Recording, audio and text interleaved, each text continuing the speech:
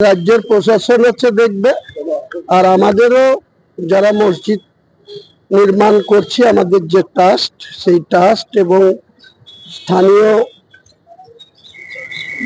মুসলমান যে জনবসতি আছে, তারা এনাফ ইজ এনাফ, এই ধরনের কোনো প্রতিরোধকে রক্ষা করার মতো ক্ষমতা মুর্শিদাবাদের আম জনতার রয়েছে।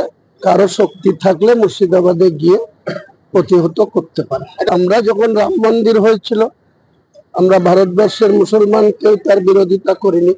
যখন বহরমপুরে রাম মন্দিরের শিলান্যাস হচ্ছে, আমরা কেউ বিরোধিতা করিনি। আমাদের মসজিদ করার অধিকার আছে। আমার পুত্র সন্তান হলে তার কি নাম রাখবো, সে নাম রাখার অধিকার সংবিধান আমাকে দিয়েছে। সেই সংবিধানকে সম্মান জানিয়ে ভারতবর্ষের নাগরিক হিসাবে আমি যে মসজিদ করছি, সেই মসজিদের নামকরণ যখন কমপ্লিট হবে তখন কি হবে